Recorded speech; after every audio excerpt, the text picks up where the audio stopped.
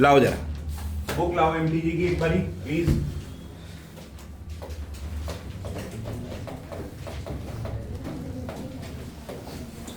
Line एक book मुझे दे दीजिए प्लीज। क्या कह रहे हो सर? एक ही है,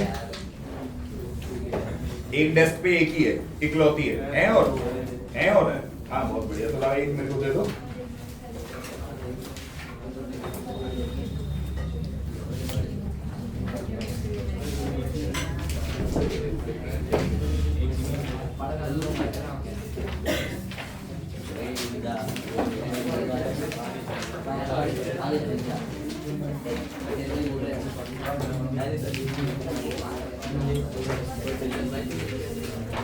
चलो बेटा पेज नंबर 306 पे आ जाइए। 4वीं बुक है,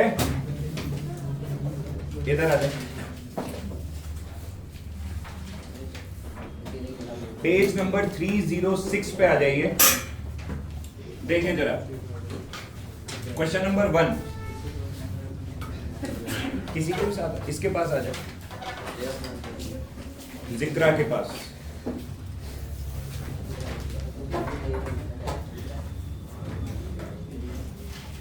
पेज नंबर 306 क्वेश्चन नंबर 1 कहता है according to Huygens principle the amplitude of secondary wavelets is. अब सबसे पहली बात यह है कि अपने को हाइजेंस प्रिंसिपल पता होना चाहिए, जब तो हम इस क्वेश्चन का आंसर कर पाएंगे। हाइजेंस प्रिंसिपल के 2 पोस्टुलेट लिखवाए थे भाई मैंने। पहला था every point on the given wavefront act as a fresh source of new disturbance called secondary wavelets which travel in all the directions with the speed of light. यहीं पे तुम्हारा आंसर लिखा हुआ है इस क्वेश्चन का, इसी लाइन में है तुम्हारे इस क्वेश्चन का आंसर। क्या कह रहा है? कह रहा है हाइजेंस प्रिंसिपल के हिसाब से सेकेंडरी वेवलेट का एम्पलीट्यूड, अब ये कह रहा है फॉरवर्ड बैकवर्ड डायरेक्शन में बराबर होगा। हमने क्या स्टेटमेंट में क्या बोला?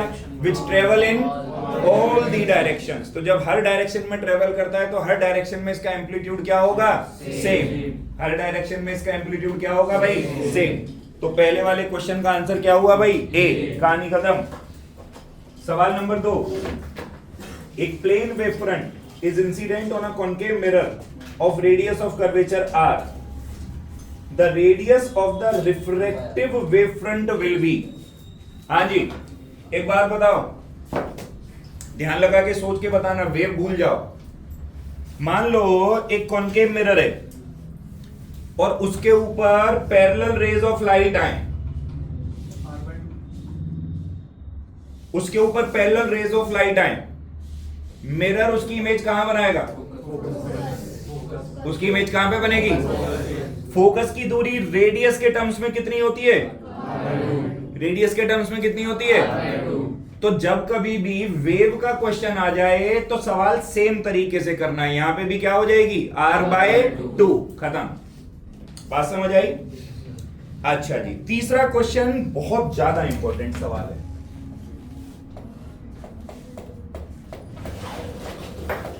Very important.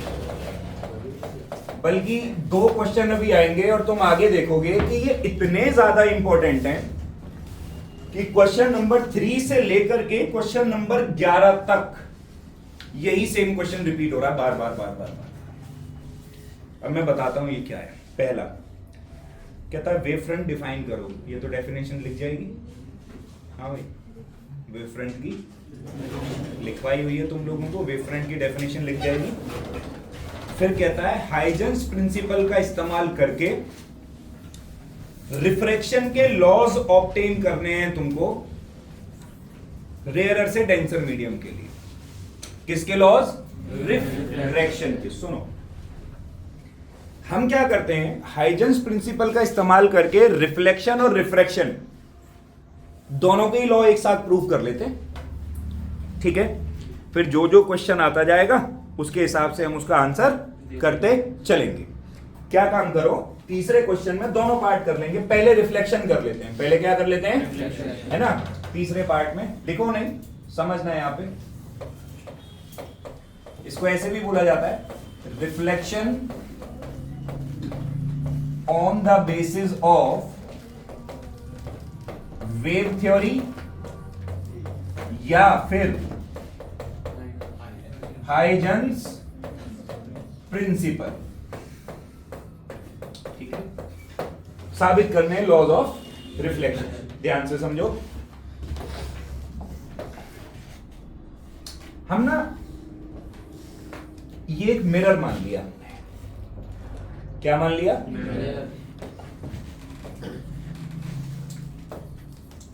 M dash.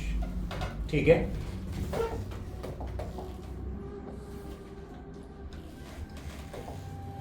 यहां पे 3 वेव हम फॉल करा रहे हैं, रे नहीं, वेव। क्या फॉल करा रहे हैं? अब पता क्या प्रॉब्लम क्या है हमारे सामने कि वेव ना हमको दिखाई देती नहीं, तो उसको ड्रॉ कैसे करें? हम उसको ऐसे ड्रॉ कर रहे हैं, देखो, एक वेव फ्रंट, दूसरा वेव फ्रंट, और यहां पे क्या बना लें? इसको टच करते हुए बनाएंगे बिल्कुल ये तीसरा वेव ऐसे। इसको नाम दे देते हैं 1 2। इसको, ये वाली जो लाइन है इसे नॉर्मल बोलते हैं, क्योंकि ये जो एंगल होता है ये कितने डिग्री का होता है? अब जब वेव फ्रंट ऐसे आके पड़ेगा और मिरर से टकराएगा, तो टकरा के ऐसे, यहां से ऐसे, और यहां से ऐसे जाएगा। मिरर तो रिफ्लेक्ट करता है ना भाई, मिरर क्या करता है? रिफ्लेक्ट करता है। इसको हम कहते हैं 1 डैश, इसको हम कहते हैं, इसको हम क्या कहते हैं? 3 डैश। और साथ के साथ एक नॉर्मल ये बना दी। नॉर्मल इसलिए क्योंकि ये वाला एंगल भी कितने डिग्री का होगा? 90 डिग्री का। जहां पे पहला वेव फ्रंट आके पड़ता है उसके साथ का जो एंगल होगा वो तो होता है एंगल ऑफ इंसिडेंस आई, और जहां से आखिरी वेव फ्रंट रिफ्लेक्ट हुआ वो होगा एंगल ऑफ रिफ्लेक्शन आर। इस पॉइंट को नाम दे देते हैं, अलग कलर से लिख देते हैं एकदम। इस पॉइंट को नाम दे देते हैं ए, इसको बी, सी, डी, और इसको क्या नाम दे दें? ई। मैं जो ये डेरिवेशन तुम्हें करा रहा हूं ना, बहुत ही शॉर्टकट तरीके से करा रहा हूं। इसको किताब में पढ़ने जाओगे ना पगला जाओगे तुम लोग, सॉल्यूशन भी पढ़ोगे तो। अब इसमें एक ट्रिक है कहानी में। ये डायग्राम बना कैसे, देख मैं बताता हूं डायग्राम कैसे बना है।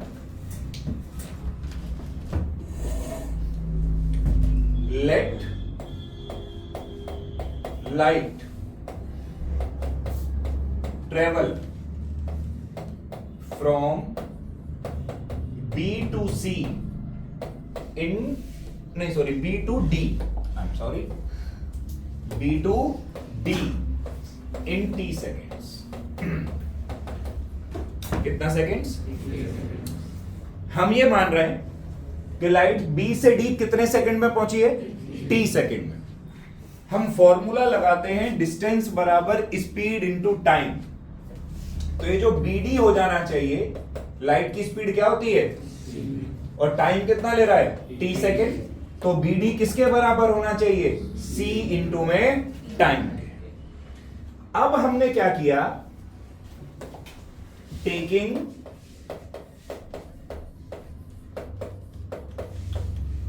BD as radius, mark an arc from A। Construction करनी आती है बच्चों तुम लोगों को? कंपास लिया हमने, कंपास में हमने BD को रेडियस लिया और A पॉइंट से एक आर्क लगाया। जिस पॉइंट पे आर्क लगा, ऐसे लगा देना तुम भी, ऐसे लगेगा नहीं कुछ इस तरीके से, बाद में लगा देना, कोई नाप में नहीं बैठा, ठीक है? जिस पॉइंट पे कट हुआ उसी पॉइंट को हमने क्या लिया है? ई, उसी पॉइंट को हमने क्या लिया है, ई। अब उसी पॉइंट को अगर ई लिया है तो ध्यान लगा के देखो ए ई की वैल्यू भी क्या होनी चाहिए, सी टी। अरे बराबर मारे हो ना आर्क, तो ए ई की वैल्यू भी क्या होनी चाहिए, सी टी। अब देख, in triangle A B D and triangle A E D, दोनों ट्राइंगल देखें, देख लो ध्यान से, दोनों ट्राइंगल दिखे, A B D A E D triangle दिखे। इन दोनों ट्राइंगल में ध्यान लगा के देखो, ए डी बराबर ए डी है, कॉमन है। अरे नहीं आ रहा, तो कॉमन है, कॉन्करेंसी प्रूफ कर रहा हूं, ठीक है। और बी डी बराबर ए ई है, अभी अभी तो साबित किया, दोनों किसके बराबर हैं, सी टी के, दोनों किसके बराबर हैं। अब एक एंगल चाहिएगा, तो एंगल कौन सा, एंगल ए बी डी बराबर एंगल ए ई डी। क्यों, क्योंकि दोनों किसके बराबर हैं, दोनों ही नॉर्मल है ना। अगर ये ऐसा है तो मैं लिख सकता हूं कि triangle A B D is concurrent to triangle side angle side. अरे हाँ ना बोल, अगर ऐसा है तो देखियो भाई, मैं ये भी तो लिख सकता हूं कि angle B A D must be equal to angle E D A by CP. कुछ याद आया, एंगल बी ए डी क्या है, एंगल आई, ई डी ए क्या है, hence first law is proved. Second law को कोई प्रूव नहीं कर सकता, उसके लिए डायरेक्ट लिखना पड़ेगा। From the figure it is clear that the incident ray, the reflected ray and the normal all lie in the same plane at the point of incidence. उतार डाल फटाफट, भाई इतना लिख दियो, 3 नंबर पक्के, कहानी खत्म। अगली हेडिंग लिख लो, refraction on the basis of wave theory. रिफ्रैक्शन on the basis of wave theory।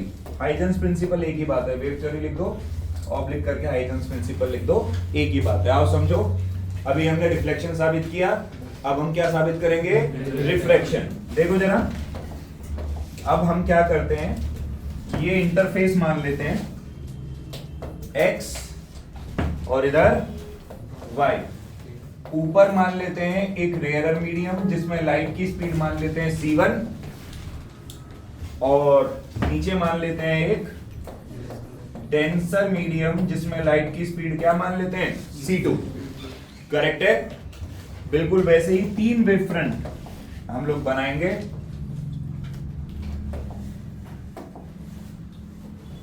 One, 2,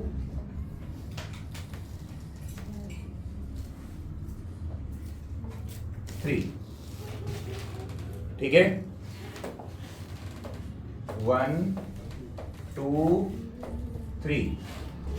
अब की बारी रिफ्रैक्शन हो रहा है, तो बताओ टकरा के वापस जाएगी या नीचे, नीचे, तो बेंड होगी थोड़ी थोड़ी।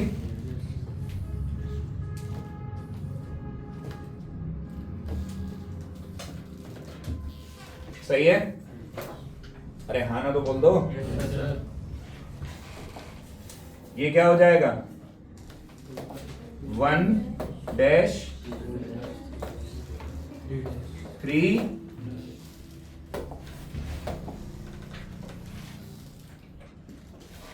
नॉर्मल। ये एंगल कितना डिग्री, ये एंगल कितना डिग्री, बिल्कुल उसी की तरह जैसे पहले बनाया था। इस पॉइंट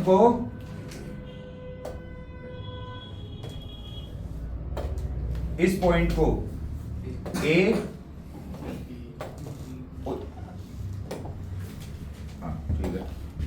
ये वाला पॉइंट बी, ये इसको क्या मान लेते हैं, डी। सही है।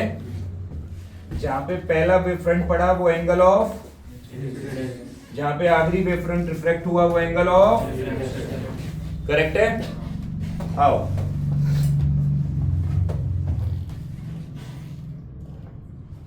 देखो, लेट, रुक जाओ भाई, द लाइट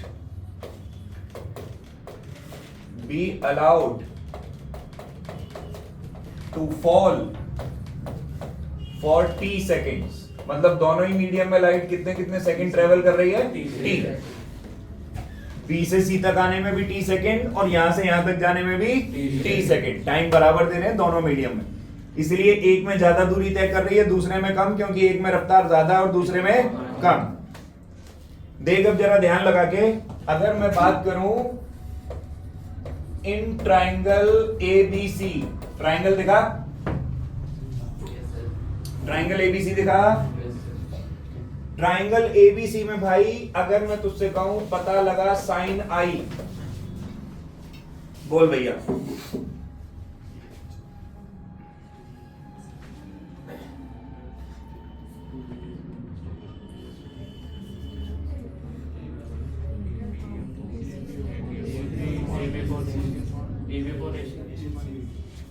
है BC upon AC, BC upon AC नहीं होगा। 90 डिग्री के सामने वाली साइड तो हाइपोटेनस होगी, और जिस पे एंगल बन रहा है तो बेस हुआ। तो फिर क्या आना चाहिए, तो बीसी अपॉन एसी तो आएगा गधो। अरे ये बेस हुआ, ये हाइपोटेनस हुआ, और ये क्या है, तो क्या होगा बीसी अपॉन, क्या होगा बीसी अपॉन, तो साइन आई बराबर क्या हो गया, ये ट्राइंगल उल्टा बना हुआ है ना ऐसे,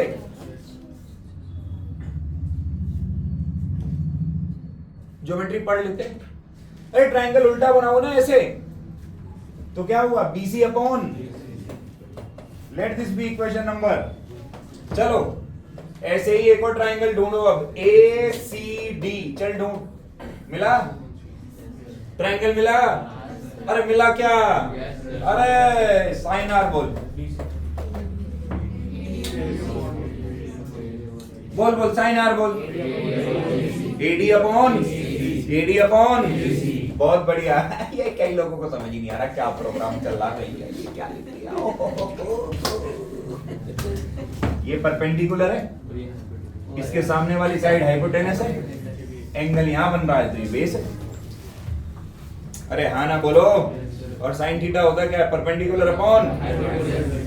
एक काम कर लें, इक्वेशन नंबर 1 को भाग देते हैं किससे, इक्वेशन नंबर, क्या बचेगा, रुक जा, sine i upon sine r बराबर BC upon AC into AC upon, AC ने एसी को साइन आई बटे साइन आर, बीसी, वहां पे लाइट की रफ्तार है c1, बी से सी तक आने में टाइम ने कितना समय लिया, तो बीसी क्या होगा c1 इंटू टी, डिस्टेंस बराबर स्पीड इंटू, दूसरे वाले मीडियम में लाइट की रफ्तार है c2, आई टी टाइम में तो c2 इंटू, क्या टी ने टी को, अरे हाँ ना तो बोल। तो क्या बचा, बचा साइन आई बटे साइन आर बराबर c1 अपॉन, लाइट की स्पीड का रेशियो क्या होगा बेटा,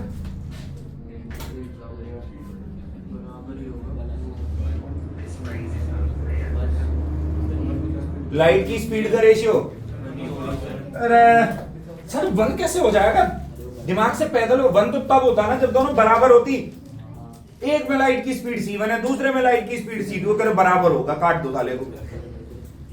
अरे घोंचुओ, मैं ये पूछ रहा हूं तुमसे, लाइट की स्पीड के रेशियो को ही रिफ्रैक्टिव इंडेक्स बोलते हैं, लाइट की स्पीड के रेशियो को ही क्या बोलते हैं, तो C1/C2 किसके बराबर आएगा? म्यू के बराबर। और यहां से हम क्या लिख देंगे? Hence Snell's law is proved. Second law के लिए फिर क्या लिखना पड़ेगा? From the figure, it is clear that the incident ray, the refracted ray, and the normal all lie in the at the point of। पीछे वाले में लिख लिया था ये लाइन, और देख लो नहीं लिखी है, आधा नंबर कटेगा। अगर दोनों प्रूफ करने को आएंगी, उसमें भी लिखनी है, इसमें भी लिखनी है। From the figure, it is clear that the incident ray, the refracted ray, and the normal all। Question number 8 का आंसर बता रहा हूं मैं। देखो, इस तरीके के क्वेश्चनों में तुम्हें कुछ भी नहीं करना होता, मैं तुम्हें एक तरीका बता देता हूँ कैसे ये टारगेट होते हैं क्वेश्चन। जैसे वो ये कह रहा है कि एक प्लेन वेव फ्रंट ना एक कॉन्वेक्स लेंस पे आके पड़ा है। प्लेन वेव फ्रंट किस पे आया? प्लेन वेव फ्रंट का मतलब है कि रेज ऑफ लाइट जो है वो पैरेलल है। क्या है? अच्छा, अब ध्यान लगा, रेज ऑफ लाइट अगर ऐसे पैरेलल होंगी तो कहां पे आएगा ये? ठीक है, ये नॉर्मल रे डायग्राम बनाया अभी तूने। अब इसको वेव फ्रंट बनाने के लिए ना तूने कुछ नहीं करना। ये प्लेन था ना, इधर को यहाँ पे तो खींचते ऐसे सीधी सीधी लाइन, और यहाँ पे ऐसे मुड़ता जा रहा है, तो यहाँ पे क्या बना दे? खत्म हो गया डायग्राम, बस बना लो। ये कॉनकेव भी हो सकता था, तो कॉनकेव में ऐसे की बजाय डाइवर्ज हो जाता, वहां भी ऐसे बनता। तो सेम है ना, 10वां और 11वां भी। 9वां नहीं हो रहा होगा, 9वां भी हो जाना चाहिए। चल मैं बताता हूँ आंसर। क्या था? जब मोनोक्रोमेटिक लाइट इंसिडेंट होती है एक सरफेस पे, separating two media, the reflected and refracted light both the waves have the same frequency as the incident frequency. कहता फ्रीक्वेंसी क्यों सेम होती है? मैंने तुमको फॉर्मूला बताया था, फ्रीक्वेंसी बराबर स्पीड अपॉन में वेवलेंथ। याद आया? मैंने तुम्हें फॉर्मूला बताया था, फ्रीक्वेंसी बराबर v बटे में lambda. Both velocity and lambda nullify each other, hence frequency remains constant. ये लिखवा भी रखा है मैंने लॉज में, हेंस फ्रीक्वेंसी रिमेन्स। अच्छा, दूसरा पार्ट क्या कह रहा है सुन लो। कहता है जब लाइट ट्रेवल करती है रेयरर से डेंसर मीडियम में, समझना, जब लाइट ट्रेवल करती है रेयरर से डेंसर मीडियम में, वो क्या कह रहा है? तो ये कहता है कि जो स्पीड है वो घट जाती है लाइट की। सही बात है, डेंसर में लाइट की स्पीड कम होगी। कह रहा है क्या इसका ये मतलब है कि अगर स्पीड घट गई तो जो वेव एनर्जी कैरी कर रही है वो एनर्जी भी घट गई? जवाब है नहीं। क्यों नहीं? Because the energy carried bye a wave is given by E बराबर h nu, h is constant and nu remains constant, nu remains, therefore energy is constant। लिख लो आंसर। इसलिए एनर्जी भी क्या होती है? अभी पहले पार्ट में ही बताया ना, फ्रीक्वेंसी क्या रहती है? कांस्टेंट। तो वेव की एनर्जी